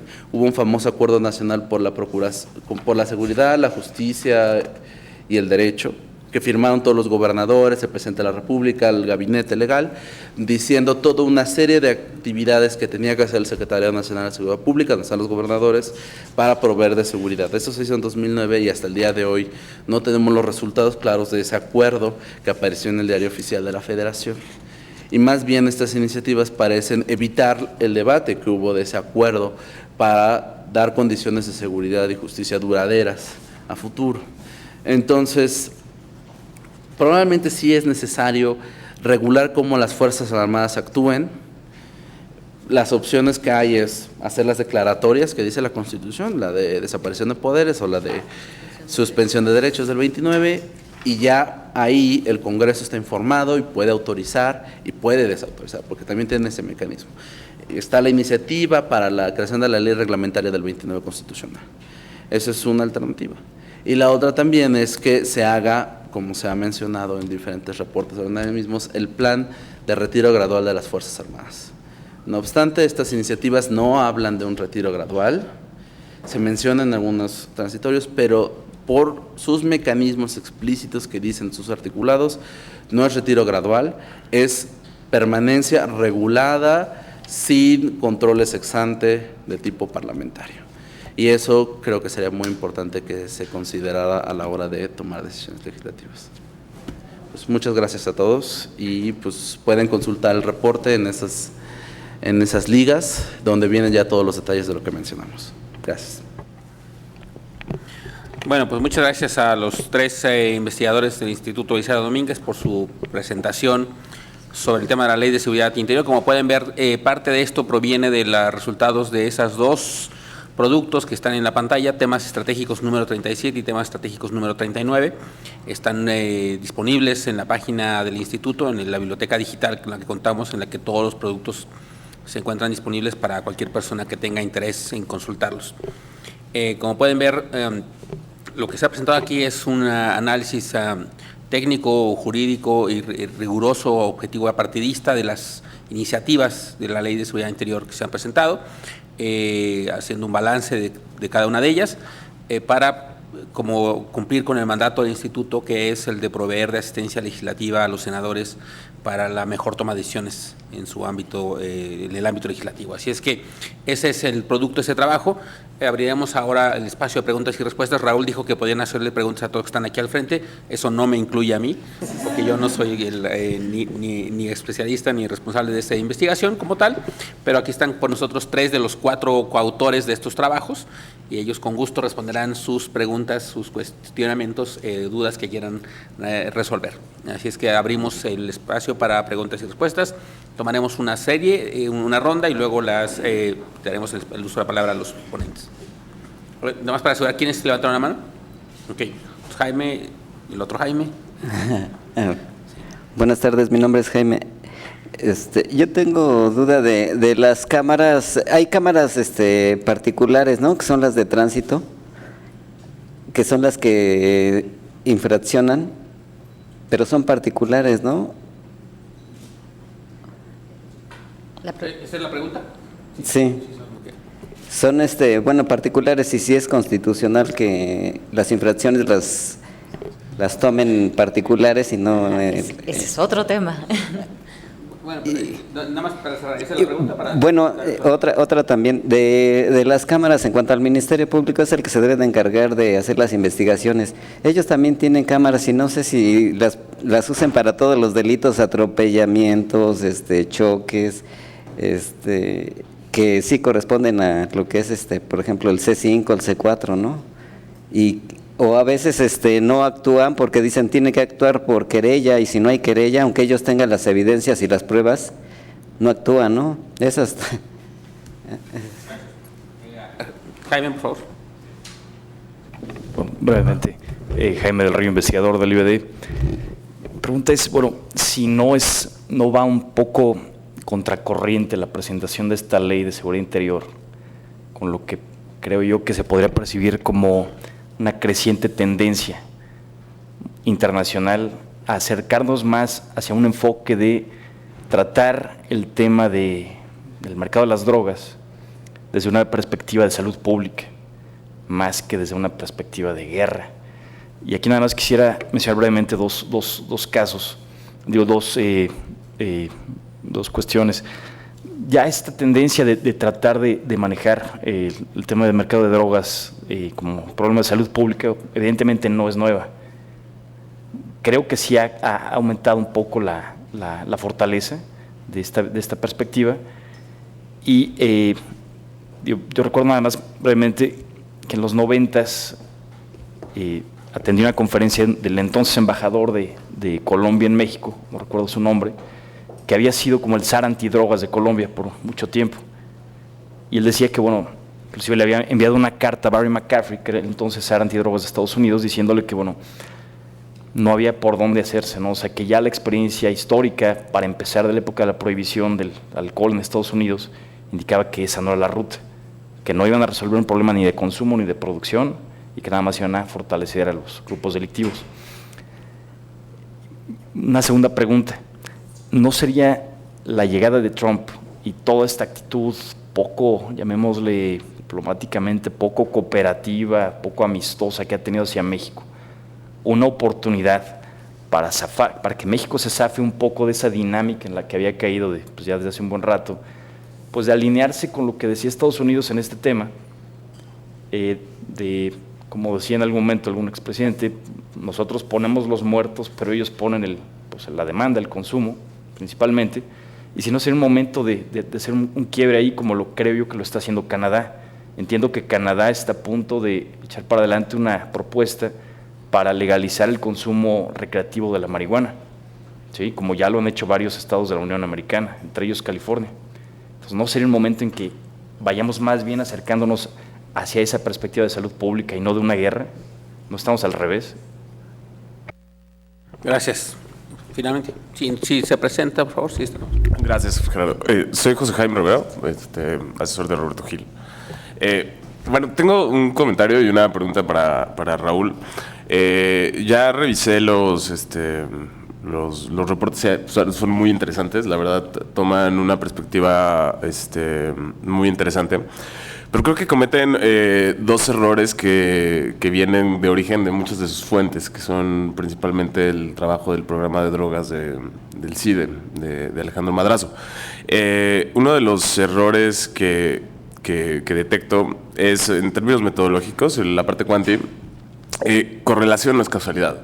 O sea, no está probado, y eso es una falacia que se tienen que quitar, todos nos tenemos que quitar, de que existe una causalidad de lo que sea en los datos disponibles sobre la situación de violencia en el país. O sea, no existe esa causalidad, es una completa mentira, y se ha vuelto peligrosa, porque a la gente le está dando la sensación de que tiene que haber alguien que tiene la razón y que hay buenos y malos en este debate, y no es cierto. Este debate es sobre aproximaciones a la realidad desde distintos puntos de vista, con distintos datos, pero que de ninguna manera podemos decir que son la última palabra o que generan una calidad de convicción que tiene que ser tan abrumadora que es un idiota, ¿no? El que no cree lo que dice el lado que tiene la causalidad de su lado. O sea, eso no pasa, no está sucediendo y los datos no lo están indicando.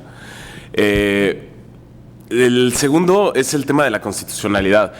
También creo que es muy falaz ese argumento que lo empezó a manejar Alejandro Madrazo, ya lo leí después en tu parte, Mara. La seguridad interior sí es una definición histórica, pero desde los años 50 y 70 el Estado mexicano ha utilizado también el concepto de seguridad nacional para referirse a esta área que ya la Corte ha definido como esta área gris, más allá de la seguridad pública, más allá del ámbito de la seguridad por parte de las autoridades civiles, donde convive una serie de facultades y conviven una serie de realidades a las que el poder público tiene que hacer frente, tiene que enfrentar y ante las cuales puede enfrentarlos tanto con las autoridades civiles como con las militares. Y eso ya lo definió la Corte y eso es independiente del artículo 21 constitucional y de la interpretación o la vigencia o no de la interpretación del 96, de la acción esta de inconstitucionalidad 1/96. La Suprema Corte de Justicia define, justo interpretando este artículo también antiquísimo, el 129, de que en tiempo de paz las autoridades militares no tienen más facultades más allá de las relativas a la estricta disciplina militar. Lo que está interpretando es que las autoridades militares, desde una perspectiva de dominio y desde una perspectiva de la función pública, donde tienen exclusivamente ¿cómo llamarlo? Un control sobre su destino jurídico, digamos, es en el área de la justicia militar y de la disciplina. Pero no quiere decir que el presidente de la República o la facultad de la fracción sexta del 89 esté sujeta a la declaratoria de un estado de guerra o no. Y eso es un error técnico de tu interpretación que sí sería bueno que pusiéramos a discusión. La fracción sexta del 89 es súper clara. Es responsabilidad exclusiva del presidente de la República la salvaguarda de la seguridad nacional y a través del Ejército, la Marina y la Fuerza Aérea resguardar la seguridad interior y la defensa exterior. Y es un solo enunciado, o sea, no hay un punto y seguido, no hay es un solo enunciado. Entonces es ahí muy importante que nos pongamos de acuerdo, o sea, tanto la fracción del 73 que habilita al Congreso de la Unión para regular la seguridad nacional, que es de donde se está legitimando la mayor parte de las iniciativas, como incluso la fracción 30 del artículo 73 constitucional que faculta al Congreso de la Unión para regular cualquier facultad no regulada por parte de la propia Constitución, es decir, por un lado o por el otro, el Congreso de la Unión tiene facultades y por eso es muy importante como quitarnos un poco estas categorías absolutas de la discusión para enriquecer el debate. Pues el presidente de la República tiene esa facultad y hay que regular esa facultad, hay que acotar esa facultad. Hay que limitar esa facultad. Eso yo estoy completamente de acuerdo. Y por eso me gusta mucho el análisis de Raúl, porque es muy, muy incisivo, justamente en donde a veces fuimos un poco más allá, a veces donde nos faltó claridad en los términos, por ejemplo, en términos de uso de la fuerza.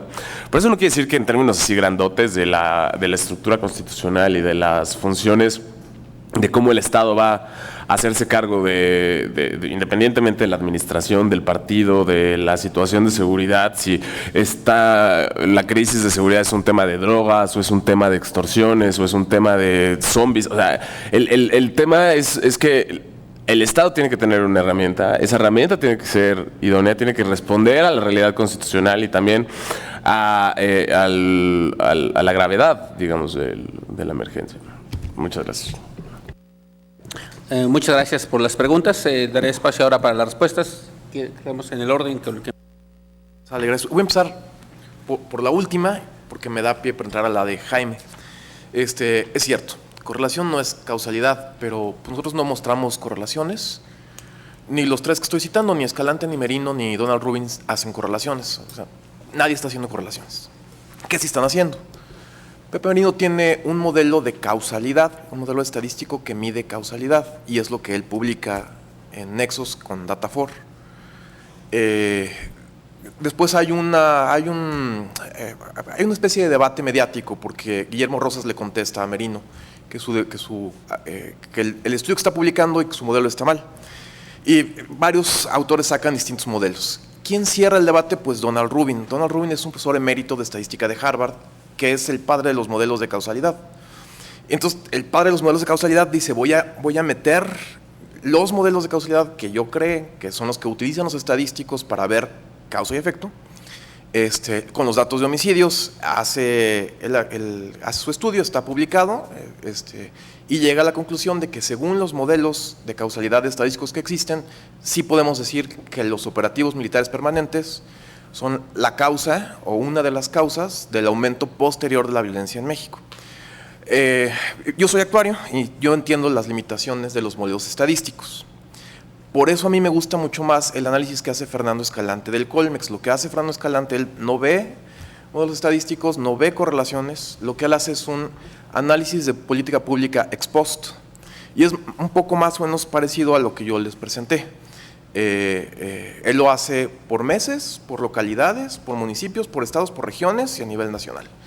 Y lo que uno puede ver es eso, uno ve tendencias estables, ve este cambio coyuntural exclusivamente observable en los estados, en los municipios, en las localidades y meses posteriores a que arrancan los operativos.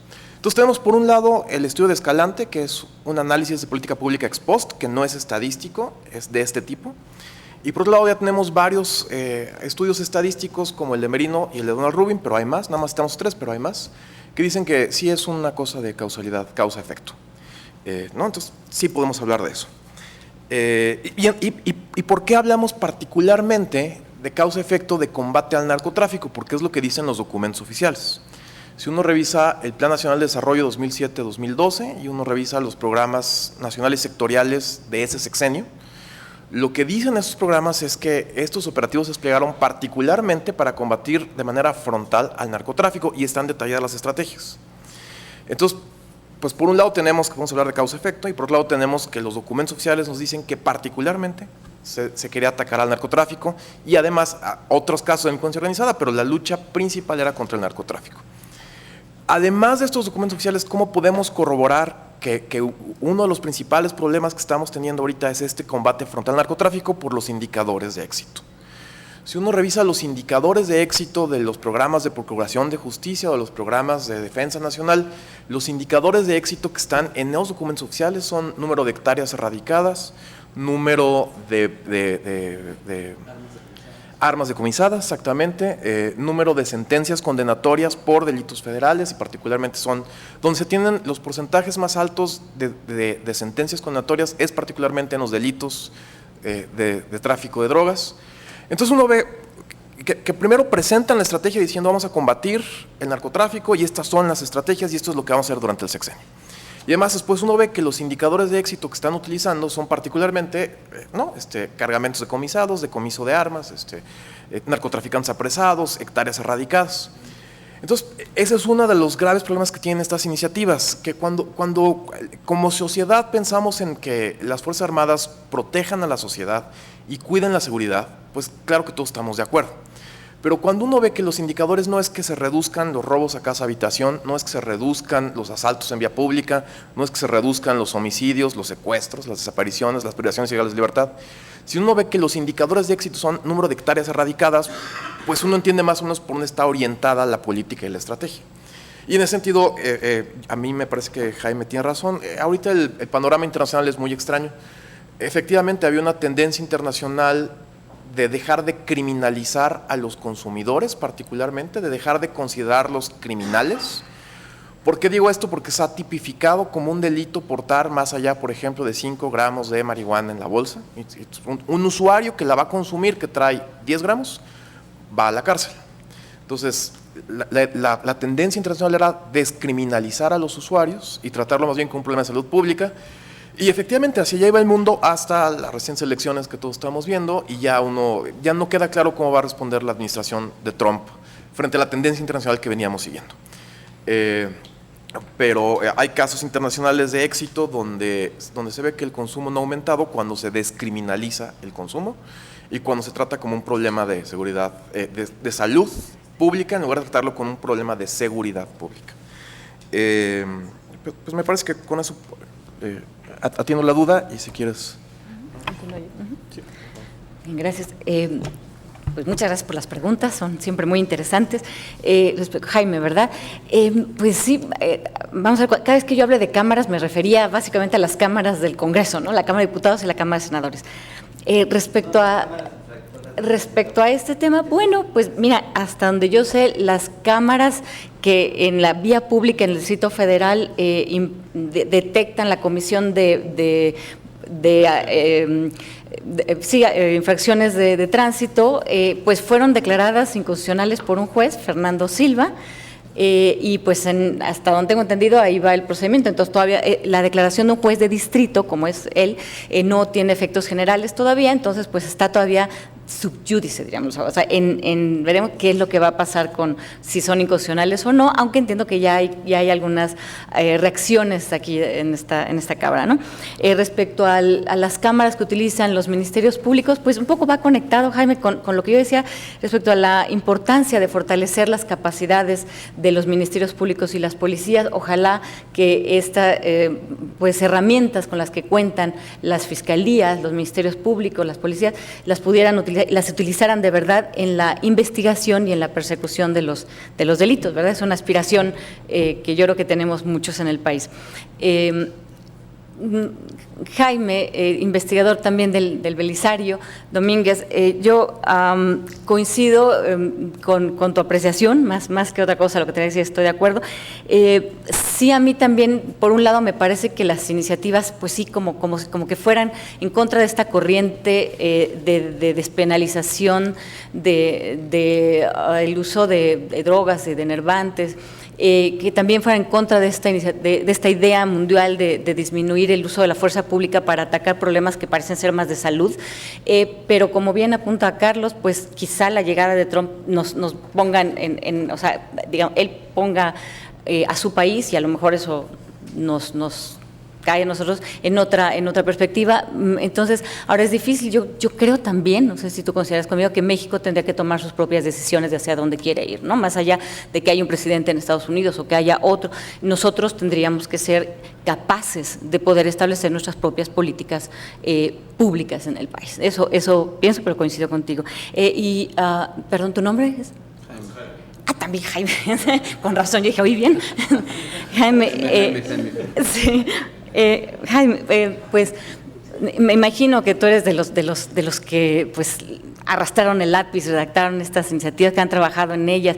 Quiero decirte que es un privilegio tener tu presencia aquí, porque pues hemos trabajado lo más que hemos podido en tratar de dar hacer un estudio con el mayor rigor académico que nos sea posible, con la mayor objetividad, ¿no? Ya sabes que siempre es una aspiración académica la objetividad, y hemos tratado de plasmar lo que el resultado de nuestras investigaciones. Desde luego, podemos discutir, digamos, sobre la corrección o no de utilizar, de qué manera se ha utilizado nuestro orden jurídico el término de seguridad nacional, sobre las facultades que tiene o no hoy día las autoridades militares en términos del artículo 129 constitucional, sobre los controles o la justicia militar. Yo ahí sí diría yo, bueno, tengo mis dudas de que la justicia militar sea un control efectivo de las acciones de los militares, pero digamos, podríamos discutir, pero yo creo que pues la Constitución, yo les leí tal cual lo que dice, ¿no?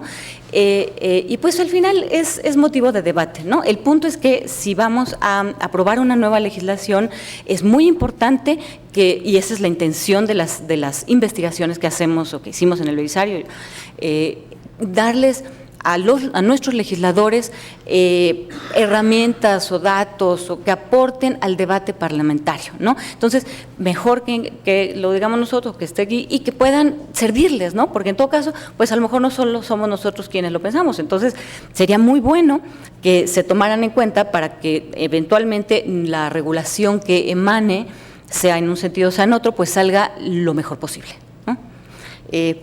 Muchas gracias. Gracias.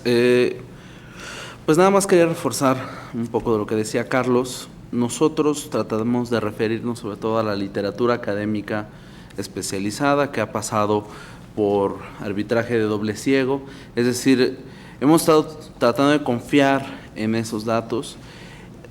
El consenso general en la literatura hasta el momento, es decir, no estamos asumiendo que en el futuro no haya un estudio que quizás nos cambie de parecer, pero hasta el momento y sobre todo con los datos de homicidio más confiables posibles, que son los de INEGI, hablan de esta relación. En específico, en parte de los debates académicos en ese entonces, autoridades del gobierno federal dijeron que eso no sucedía, pero en todos los casos surgió literatura que dijo que estos análisis tenían errores metodológicos. En específico, se hablamos los de Mesmacher-Poiré, entre otros. Pero francamente, algunos de esos usaron fuentes las cuales hasta ahorita, de hecho, organizaciones de la sociedad civil han encontrado que tienen problemas de consistencia, que también están en un reporte de notas estratégicas, que es que reportan o subreportan datos. E INEGI es el que ha podido respaldar y reportar datos mejor porque están basados en una evidencia documental, que son las actas de función. Es decir, en otros casos se utiliza, por ejemplo, ingresos a hospital, se usa los datos del secretariado ejecutivo, se usa otro tipo de información que, aunque es valiosa y los análisis de ellos, que provienen de ellos, son interesantes, creemos que es mejor confiar en una fuente oficial que no deviene pues de ninguna otra institución más que del INEGI. En lo siguiente, pues solo hemos citado un documento específico del problema de drogas, pero si tú checas más bien la literatura especializada es la que domina detrás de lo que estamos exponiendo, y simplemente nuestra intención es sugerir maneras en las cuales puede darse esta regulación. En nuestra opinión, esta regulación no necesariamente funciona como regulación, sino más bien como expansión de facultades. Entonces, lo sugerible sería más bien acotamiento, o lo que se hace en otros países, que es establecer protocolos muy cuidadosos de actuación que que digan claro en qué situaciones sí y en qué situaciones no, y no solo para las Fuerzas Armadas, también para los cuerpos policíacos, que esos también requieren una regulación mucho más específica sobre cómo utilizan tanto sus actividades de investigación como el uso de la fuerza como última estrategia para enfrentar estas amenazas. Y no estamos negando en ningún momento que haya amenazas de tipo importante en homicidios y en otros delitos, los cuales tenga que atender la autoridad pública. Lo que opinamos es que tiene que hacerse estricto apego a la Constitución, y también de que hay alternativas en las cuales esto puede funcionar mucho mejor. Y sobre todo hay que dar certidumbre legal en las regulaciones. No creemos que las iniciativas estén haciendo eso. Más bien, en el caso de estas áreas grises de la seguridad nacional, en otros casos, y aquí lo citamos, Rom, Watson, Griswold, Circe, Human Rights Watch lo ha dicho, Gorham, Jaeger y también Rees, todos han opinado que en otros países donde se amplían estos márgenes ambiguos de la seguridad nacional se han registrado casos de violaciones de derechos humanos graves. Es decir, hay reportes internacionales y académicos los cuales han dicho que justamente esta tendencia ante estas amenazas ha puesto en evidencia que más bien hay un riesgo a los derechos humanos. Más bien tendría que haber un proceso de clarificación y de certidumbre para que sí pueda haber facultades para enfrentar estas amenazas que sí existen y claramente están enfrentando a nuestros ciudadanos, pero tiene que ser en el marco claramente del Estado de Derecho. Y pues, gracias. Gracias. ¿Alguien que más, alguna pregunta? ¿Alguien que no se haya llamado Jaime que también quiera preguntar? No están restringidas las preguntas a los Jaimes. Y si alguien que llamado Jaime quiere preguntar, adelante. Pablo, Sandra. Empecemos con Sandra. ¿Alguien más? Sandra, por favor. Sandra Maya, investigadora también del Instituto Belisario Domínguez. Bueno, dado que ustedes ya llevan un camino recorrido en cuanto a sus investigaciones en estos temas, me gustaría saber, ya Raúl mencionó algunas propuestas que hay con respecto a la parte de seguridad, respecto de esta ley de seguridad nacional interior, pero quisiera saber entonces si la ley de seguridad nacional es suficiente o realmente sí se requiere una ley de seguridad nacional interior. Si es suficiente y solamente tenemos que, lo que mencionabas, facultar de mejor manera.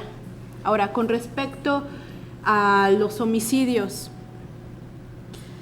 yo tengo aquí un dato que encontré en un artículo de Animal Político, que es sorprendente el número de homicidios que se tienen registrados. En este sexenio van alrededor de 75,000 homicidios, ¿no?, que son más o menos 12,000 homicidios más respecto del sexenio anterior. INEGI tiene su reporte, saca las estadísticas, pero comentaste, Raúl, que es respecto a las actas de defunción, pero ¿qué hacemos con los desaparecidos? Porque los desaparecidos pues no tienen un acta de defunción.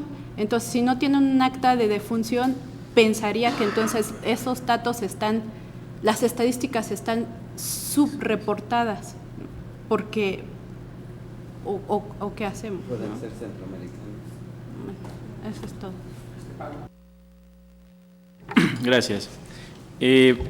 Bueno, Pablo Hernández del IBD, de la Coordinación Ejecutiva. Sobre este tema de la causalidad, pues en realidad yo tengo entendido que los propios funcionarios federales, sobre todo del sexenio anterior, aceptaron que parte del aumento de los homicidios estaba relacionado con la estrategia. De hecho, lo presentaban como un éxito. En mi caso, yo soy originario de Cuernavaca y precisamente el disparo en la tasa de homicidios coincide perfectamente con el abatimiento de Arturo Beltrán Leiva en Cuernavaca, y eso generó una escalada de violencia descontrolada, ¿no? Entonces, digamos, ese tema de la causalidad, yo siento que incluso parte de los funcionarios de Calderón pues le dieron entrada a un análisis que podría, digamos, juntar las dos cosas, ¿no? Darle cierta causalidad. Mi pregunta concreta es más bien sobre, entonces, ¿qué espacio legislativo queda para regular el concepto de seguridad interior, ¿no? Dado que parece que ya llega muy tarde, porque Seguridad Nacional ya le robó un montón de espacio.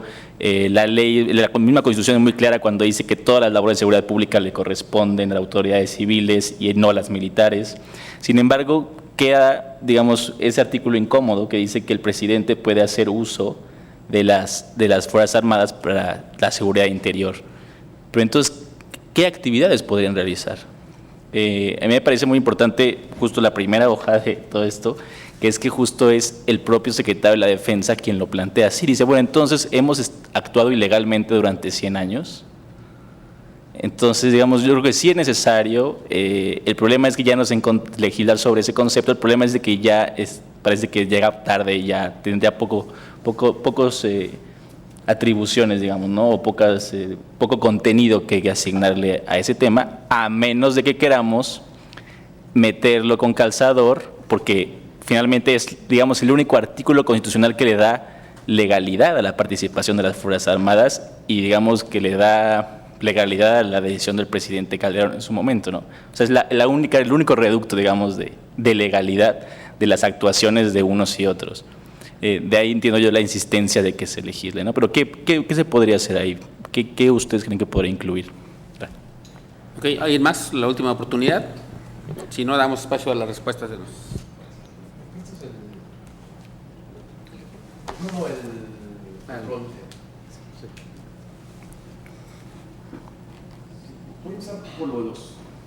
a empezar por lo de los homicidios para después regresar al inicio de tu pregunta.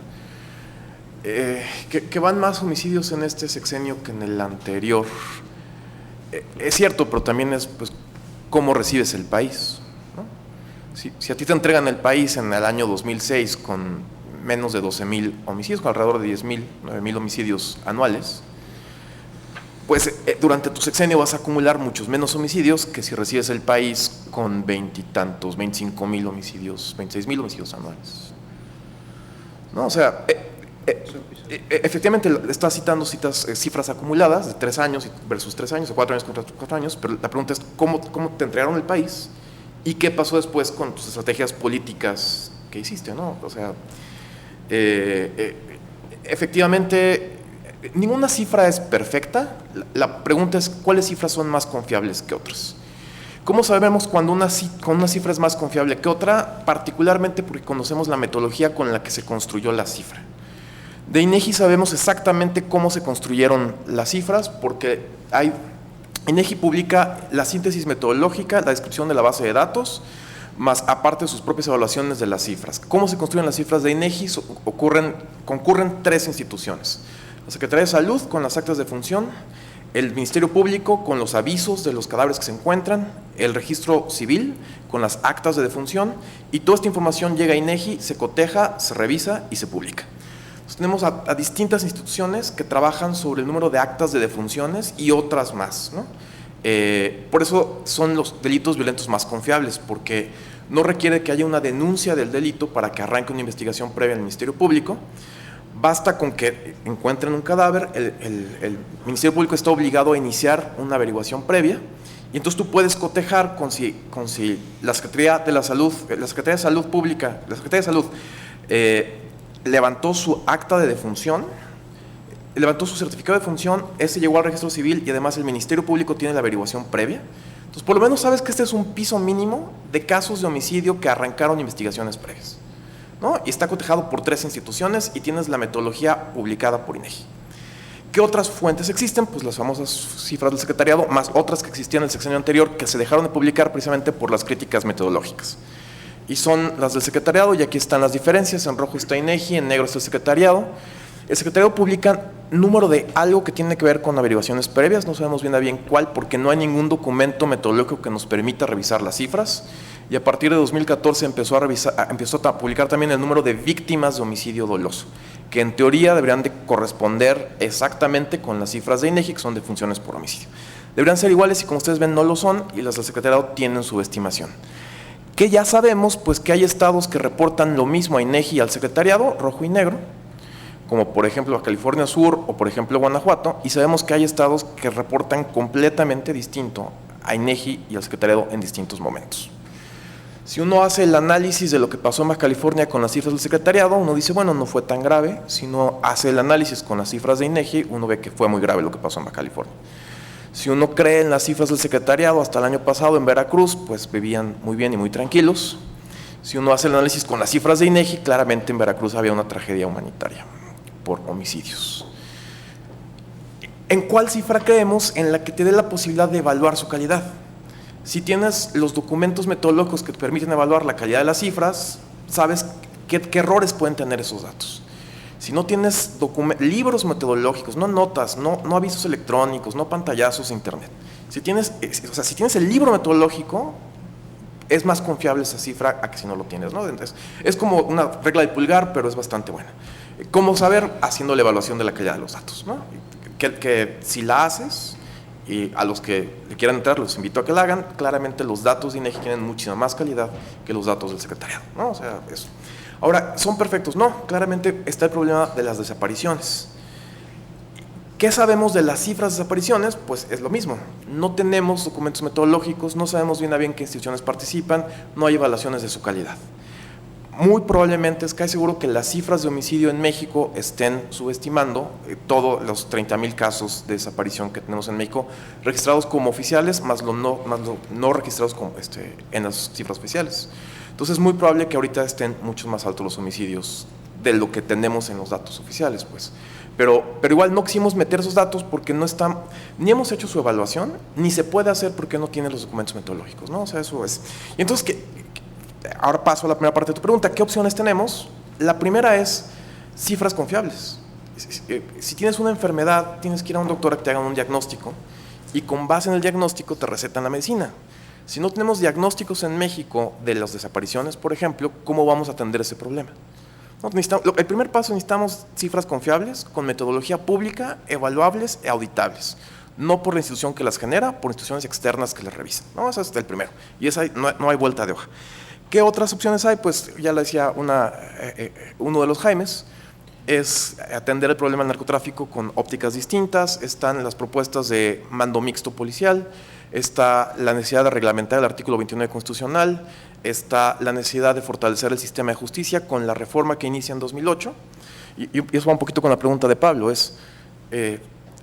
efectivamente había una jurisprudencia que fue lo que señaló Mara, pero después viene una reforma constitucional fuerte en materia de seguridad y justicia que dice lo que ahora dice el artículo 21 constitucional, que la seguridad pública es una función de autoridades civiles, no militares. Entonces, esa reforma ya inició, ya hay que fortalecer el sistema de justicia, hay un abanico de opciones, y entonces me parece una gran pregunta de Pablo, ¿necesitamos regular el concepto de seguridad interior? O más bien necesitamos ver qué es lo que tenemos ya en nuestro marco jurídico para atender el problema de la inseguridad pública. Gracias. Mara y Raúl. Pues en realidad reforzar lo que ya contestó Carlos. Efectivamente, a mí también me gustaron mucho las preguntas. Yo te diría, bueno, claro, un punto es que no tenemos información de los desaparecidos, pero tampoco tenemos información de las otras violaciones graves a derechos humanos. No tenemos información de las detenciones arbitrarias, de tortura, ¿no?, de las ejecuciones arbitrarias y de las no menos importantes violaciones graves al debido proceso, que básicamente se traducen en inocentes en las cárceles, ¿no? Entonces, digamos, yo subrayo la propuesta, lo que decía Carlos respecto a la importancia que tiene el que nuestras instituciones nos generen información que podamos utilizar, porque si no tenemos información, en realidad estamos partiendo de la nada, ¿no? No podemos tomar decisiones sin información. Entonces, pues sí, tuvimos entonces que optar solo por homicidios, pero seguro hay mucho más aparte, ¿no? O sea, no solo desapariciones, sino muchas otras violaciones y datos que no podemos mencionar. Y sí, yo coincido con Carlos en que la pregunta de Pablo, más que qué espacio le queda a la seguridad interior, es cómo resolvemos el problema, ¿no? En cuanto al espacio de la seguridad interior, pues ese trabajo, la detección de todos los supuestos de seguridad interior y cómo está todos regulados ya en otras leyes, eso lo hizo Raúl, y yo creo que además lo hizo muy bien, y pues básicamente no encontramos espacio, porque todo está regulado y está sobreregulado. O sea, incluso hay, como él lo demostró en la gráfica, en la tabla que nos presentó, hay cosas que están doblemente reguladas, ¿no? Bueno, la otra cosa es cómo resolvemos el problema, y pues sí, ahí coincido con Carlos, hay muchas cosas que hacer. Yo creo que reforzar las facultades, o más bien fortalecer el sistema de justicia es una opción muy importante para tratar de resolver la problemática que vive el país, ¿no? Gracias. Bueno, no gastaré mucho más que en decir, no estoy seguro que el tema sea de legislación. Es decir, quizás se necesite una regulación con otros propósitos, y probablemente es una discusión que lleva este legislativo sobre cómo actúan las autoridades en el uso de la fuerza. Quizás eso pueda ser un tema de discusión, pero no me queda claro que en el términos de cómo enfrentar lo que otros autores, las crisis de seguridad, etcétera. Vamos a poner dos ejemplos gráficos, lo que pasó en Michoacán, o lo que pasó en Jalisco, no hayamos tenido el marco jurídico necesario para enfrentarlo. Es decir, el presidente de la República emitió un decreto para crear una comisión en el caso de Michoacán, y actuó, y las autoridades actuales lo lograron, y se tomaron ciertas medidas. Es decir, más allá de la legislación, la pregunta tiene que ser cómo las autoridades están implementando, y yo diría aquí, estrategias para diferentes temas, en corto, mediano y largo plazo. Y estrategias me refiero también locales. Es decir, parece ser que las dinámicas tomadas por las autoridades oficiales durante el sexenio pasado y parte de asumen que el problema global se resuelve de una sola manera, unívoca. Y no necesariamente parece ser cierto.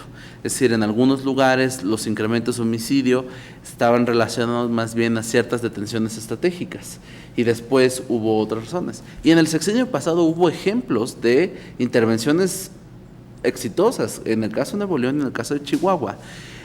Es un poco extraño regresar a la discusión alrededor de los operativos, y quizás sí sería necesario, más allá de este reporte, desoperativizar la discusión sobre seguridad pública, que parece ser un dilema que no creo que es el dilema, que es operativos sí, operativos no, o no necesariamente. La pregunta es, ¿qué están haciendo las autoridades para enfrentar problemas muy concretos de homicidio, de delitos patrimoniales? Más allá de cuestionarnos el régimen internacional de prohibición de drogas, ¿qué se puede hacer en ese campo? Entre otras cosas. Es decir, debe haber estrategias locales para ciertos delitos, qué se tiene que hacer antes y después, cómo va a funcionar los sistemas anticorrupción y de la reforma de justicia penal para funcionar como plataforma para estas estrategias. El abandono del tema de la prevención de delito, entre otras cosas. Es decir, lo único que nos hemos dado cuenta en los últimos 10 años, supongo académicos, tomadores de decisiones, ciudadanos, es que el tema es demasiado profundo como para pensar que solo un instrumento legal lo resuelve. Y una función fundamental de este Senado de la República, y que la ha ejercido y que esperemos la siga ejerciendo, es evaluar las políticas públicas específicas y escuchar qué recomendaciones hay sobre ellas. Es decir, no solo es de hacer leyes, que no me queda claro, como respondiendo a Pablo, que sea por medio de regular seguridad interior. Es decir, yo creo que las tres iniciativas, si uno checa las exposiciones de motivos, mencionan motivos muy amplios de muchas cosas, no solo el tema de crimen organizado, del que ya hay un marco jurídico dispuesto. Hablan de emergencias sanitarias, hablan de cosas de protección civil, hablan de continuidad de las instituciones, no sé cómo definir ese concepto. Entonces, quizás lo importante en al menos lo que parecen hacer las iniciativas sería justamente regresar al punto cero y decir, en Fuerzas Armadas, ¿qué específicamente se necesita de regulación? Si se necesita regular su actuación específica, se necesitan ciertos protocolos, ¿qué no está en el tema de los fueros legales? Yo creo que tendría que volverse de cero, quizás, a pensar en qué momento se puede hacer esa regulación, pero en seguridad interior no parece ser que esté el margen, más allá de lo que quizás digan los legisladores, si la Corte retoma el tema también. Gracias. Bueno, pues muchas gracias a los investigadores del Instituto, muchas gracias a ustedes por asistir y participar en el seminario. Gracias a Carlos Galindo, Mara Gómez y Raúl Cepeda por su participación y a ustedes por acompañarnos. Recordamos que todos los lunes tenemos nuestro seminario de programas económicos sociales. El próximo lunes no hay actividades, pero dentro de 15 días tendremos el seminario Ciencia y Cultura de Paz con Roberto Mercadillo. Aún no tenemos definido el lugar donde se llevaría a cabo, pero será quien esperamos en el Senado, en estas instalaciones. Pero de una vez les aviso que será el seminario dentro de 15 días. Muchas gracias nuevamente y los invitamos a que sigan pendientes de las actividades del Instituto Belisario Domínguez. Muchas gracias, buenas tardes.